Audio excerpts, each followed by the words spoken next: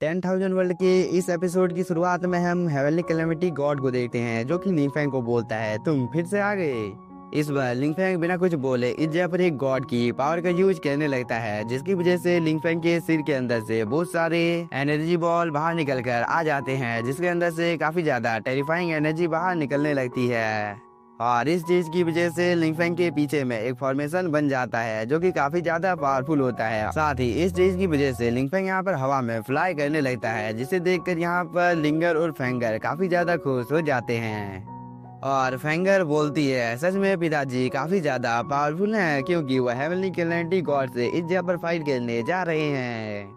इधर लिंगफैंग अपनी पावर को एक्टिवेट कर लेता है, जिसकी वजह से इस जगह का मौसम एक ही झटके में चेंज हो जाता है और एक बहुत ही ज्यादा पावरफुल ठंडा सिर्फ हेवनली कैलेमिटी गॉड की ओर जाने लगती है, जिसे देखकर हेवनली कैलेमिटी गॉड को भी काफी ज्यादा गुस्सा आ जाता है और वो बोलता है, लिंगफैंग तुम्हारी इतनी ज्यादा हिम्मत हो गई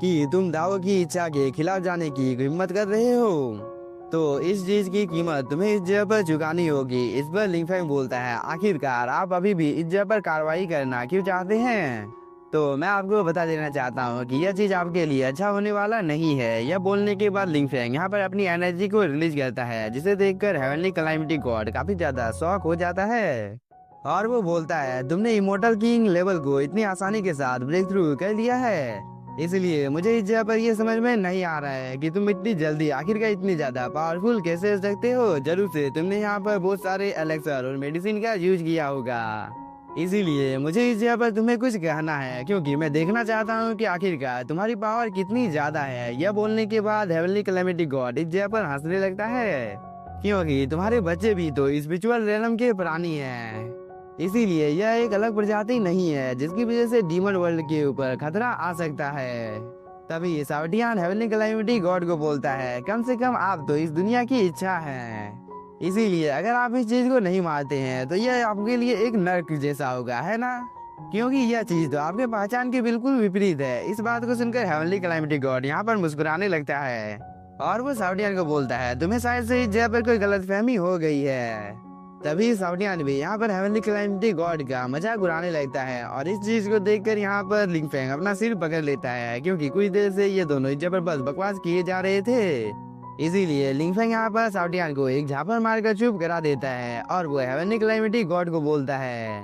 मेरा इस जगह पर स्पिरिट के दायरे को नष्ट करने का कोई भी इरादा नहीं है और मैं फ्यूचर में आपको फिर से नहीं धमकाऊंगा, इसीलिए आप बाद में मुझे इस चीज के लिए दोष नहीं दे सकते हो कि मैंने इस जगह पर आपके साथ बहुत ही ज्यादा बुरा किया है। तभी हेवनली कैलेमिटी गॉड बोलता है, लिंगफैंग मुझे तुम्हारे ऊपर पूरा भरोसा है कि तुम काफी ज्यादा पावरफुल और सूरवीर हो, इसीलिए मुझे पता है कि तुम दूसरों को नुकसान नहीं पहुंचाओगे। यह बोलने के बाद हेवनली कैलेमिटी गॉड इस जगह से चला जाता है, क्योंकि इसे भी पता था कि लिंगफैंग काफी ज्यादा पावरफुल है और अगर वो यहाँ पर लिंगफैंग के साथ फाइट करता है तो इस चीज की वजह से इसकी हालत इस जगह पर काफी ज्यादा खराब हो सकती है, इसीलिए वो यहाँ से चला जाता है और एक गोल्डन कलर की रोशनी लिंगफैंग के ऊपर पड़ती है, जिसे देखकर फेंगर और लिंगफैंग और लिंगर काफी ज्यादा खुश हो जाते हैं, क्योंकि अब ये दोनों घर जाने वाले थे।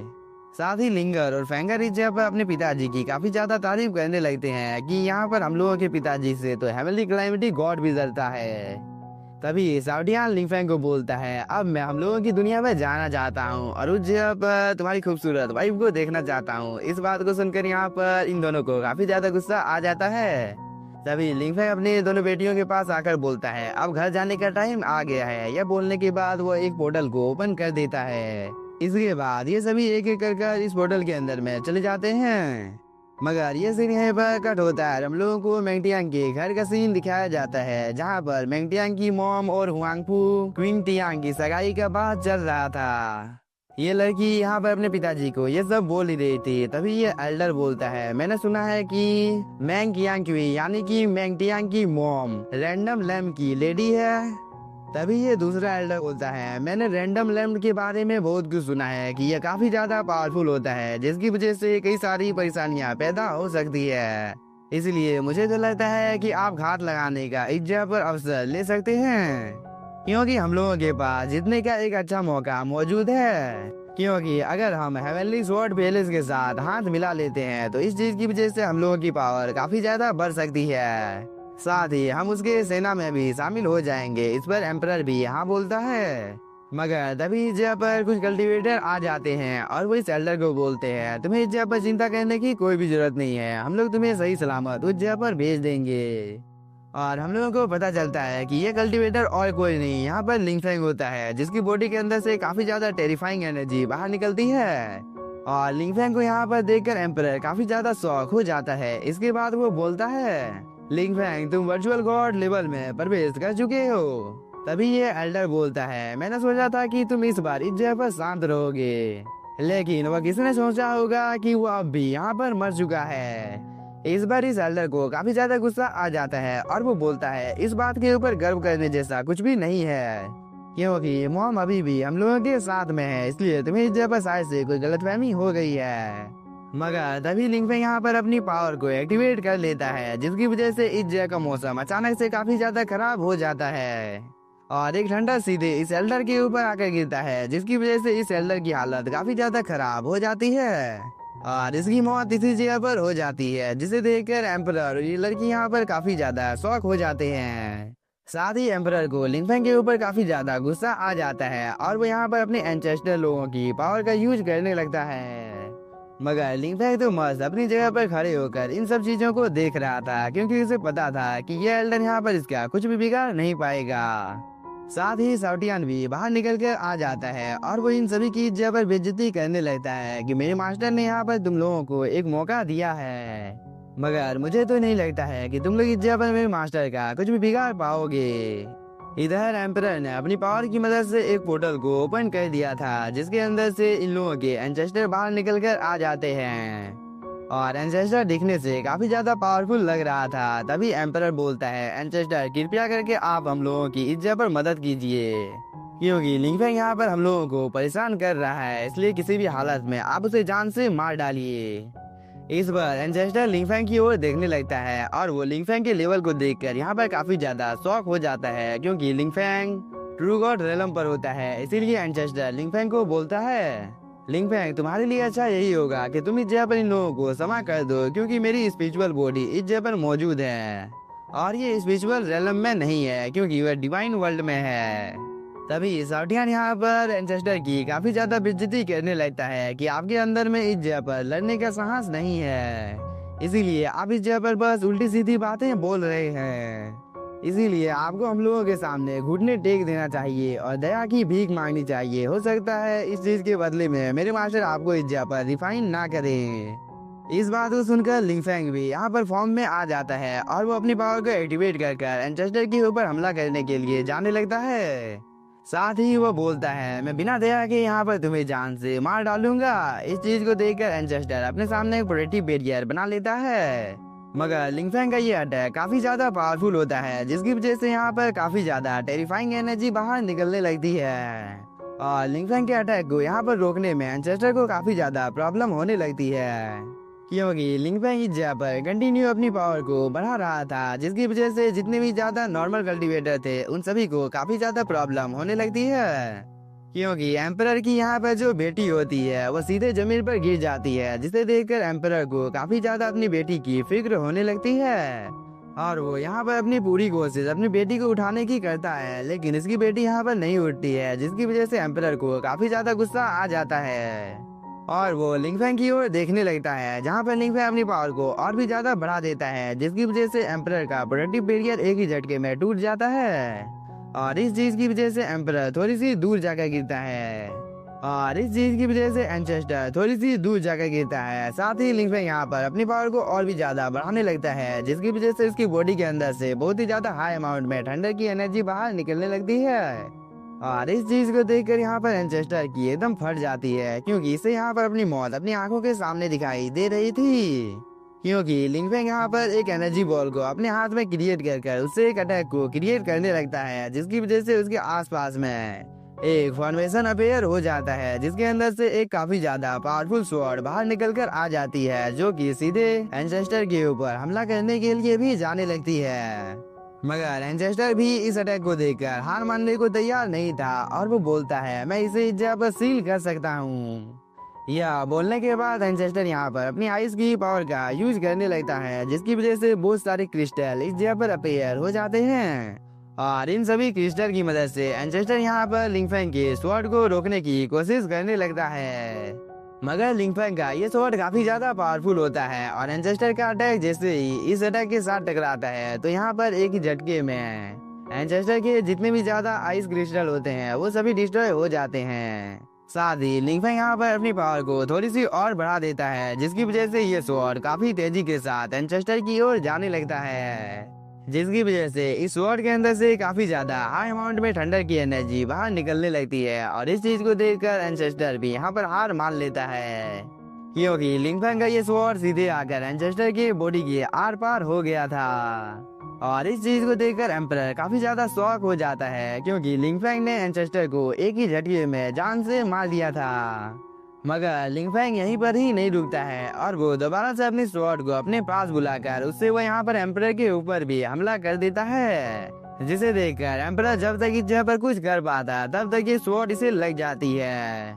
और इस अटैक की वजह से एम्परर दूर जाकर गिरता है। शायद से एम्परर की यहाँ पर मौत भी हो गई थी, क्योंकि इस एल्डर के रिएक्शन को देखकर यहाँ पर ऐसा ही लग रहा था। मगर तभी लिंगफेंग को अपनी माँ का यहाँ पर होने का एहसास हो जाता है, इसीलिए वह बहुत ही तेजी के साथ अपनी माँ के पास आ जाता है और उसे वो यहाँ पर इस कैद से आजाद कर बोलता है, मॉम क्या आप ठीक हैं? इस बार लिंगफेंग की मॉम लिंगफेंग की ओर देखने लगती है। तभी लिंगफेंग के दादाजी यहाँ पर बोलते हैं, यह लड़का जिसे तुम अपने आंखों के सामने देख रही हो वह तुम्हारा और जियाओ टियान का बच्चा है। इस बात को सुनकर लिंगफेंग की मॉम यहाँ पर काफी ज्यादा इमोशनल हो जाती है और वो बोलती है, क्या तुम मेरे बच्चे हो? तभी लिंगफेंग भी काफी ज्यादा इमोशनल हो जाता है और वो अपनी माँ की गले से लगकर यहाँ पर रोने लगता है। साथ ही लिंगफेंग की मॉम भी यहाँ पर काफी ज्यादा इमोशनल हो जाती है। इस चीज को देखकर लिंगफेंग बोलता है, मैं एक बहुत ही ज्यादा बुरा लड़का हूँ, क्योंकि मेरी वजह से आप लोगों को इतना ज्यादा तकलीफ का सामना करना पड़ा है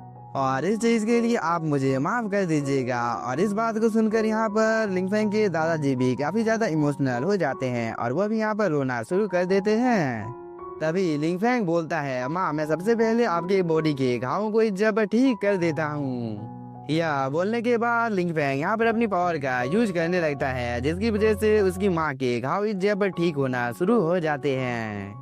और कुछ ही देर के अंदर में यहाँ पर लिंगफेंग ने अपनी माँ के बॉडी के सभी इंजरियों को हील कर दिया था। साथ ही वो यहाँ पर लिंगर और फेंगर को भी ले आता है और वो बोलता है, ये तुम्हारी दादी है, जाओ जाकर तुम लोग इनसे मिल लो। इस बार फेंगर और लिंगर सीधे जाकर अपनी दादी के गले से लग जाते हैं। इस चीज को देखकर यहाँ पर लिंगर की मॉम बोलती है, सच में तुम दोनों काफी ज्यादा अच्छे हो, साथ ही तुम दोनों काफी ज्यादा खूबसूरत भी हो और तुम दोनों की परवरिश भी तुम्हारी मॉम ने काफी ज्यादा अच्छी की है। इस पर फेंगर बोलती है, दादी क्या आप मुझे बता सकती है कि हम लोग युंगमिंग पैलेस कब जाने वाले हैं? इस बात को सुनकर लिंगर भी काफी ज्यादा इमोशनल हो जाती है और वो बोलती है, हम लोगों को जितनी जल्दी हो सके युंगमिंग पैलेस में जाना होगा, क्योंकि मैंगटियांग को उस जगह पर प्रिजन में कैद कर रखा गया है।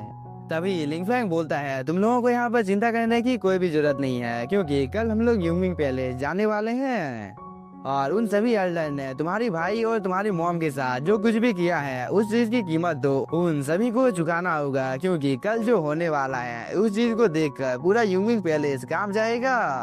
मगर ये सीन यहीं पर कट होता है और हम कियान कुई की मॉम को देखते हैं, जो कि बोलती है, यहाँ पर ऐसे हालात हैं जिसकी वजह से मुझे डर लग रहा है कि मैंगटियांग की मॉम यानी कि कियान कुई जरूर से यहाँ पर कोई बेवकूफी करेगी,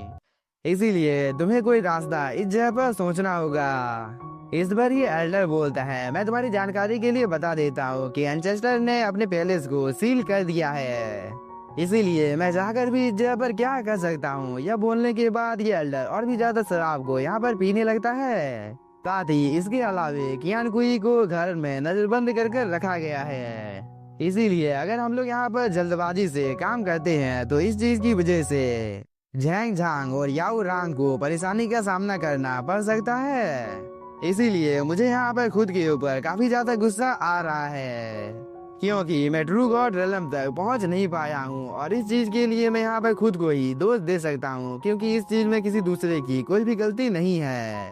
क्योंकि मुझे आज इस जगह पर खुद के ऊपर काफी ज्यादा गुस्सा आ रहा है, क्योंकि मैं अपनी बेटी और पोते पोतियों को भी यहाँ पर बचा नहीं पा रहा हूँ। तभी यहाँ पर एक पेंडेंट में कुछ हलचल होने लगता है, जिसे देखकर ये एल्डर बोलता है वो आ रहा है। मगर इस एल्डर के यह बोलने के साथ ही यह सीन यहीं पर कट होता है। हम लोगों को एक स्पिरिचुअल ट्री को दिखाया जाता है, जिसके आसपास में काफी ज्यादा स्पिरिचुअल बीस्ट मौजूद होते हैं और इन सभी की बॉडी के अंदर से काफी ज्यादा टेरिफाइंग एनर्जी बाहर निकल रही थी। साथ ही इन सभी बीस्टों के बीच में हम एक एल्डर को देखते हैं जो कि कल्टीवेशन कर रहा था और इस जगह पर जितनी भी ज्यादा स्पिरिचुअल एनर्जी थी वो इन सभी को अपनी बॉडी के अंदर में एब्जॉर्ब कर रहा था। इसीलिए कुछ ही देर के अंदर में इस एल्डर के हाथों में काफी ज्यादा हाई अमाउंट में स्पिरिचुअल एनर्जी इकट्ठा हो जाती है। इसके बाद वो बोलता है 3 देवताओं का मुकुट, जो कि एक बहुत ही ज्यादा रेयर ट्रेजर है। इसीलिए अब मैं इस जगह पर बहुत सारी यादों को जगा सकता हूँ। यह बोलने के बाद ये एल्डर यहाँ पर अपनी एनर्जी को रिलीज करता है, जिसकी वजह से जितने भी ज्यादा बीस्ट इसके आसपास में होते हैं वो सभी दूर जाकर गिरते हैं। साथ ही ये एल्डर बोलता है अब समय आ गया है बाहर निकलने का और उन लोगों के साथ जुड़ने का। यह बोलने के बाद ये एल्डर यहाँ पर एक पोर्टल को ओपन कर लेता है और वो इसके अंदर में चला जाता है। मगर इसी के साथ हम लोगों का यह एपिसोड हो जाता है खत्म। तो अगर आप लोगों को लॉन्ग वीडियो देखना पसंद है तो आप लोग मुझे कमेंट कर बता सकते हो। साथ ही अभी तक आप लोगों ने चैनल को सब्सक्राइब नहीं किया है तो सब्सक्राइब कर लो। Thank you for watching. और कुछ ही देर में मैं मार्शल मास्टर के भी लेटेस्ट एपिसोड को अपलोड करने वाला हूँ, तो प्लीज सपोर्ट मी।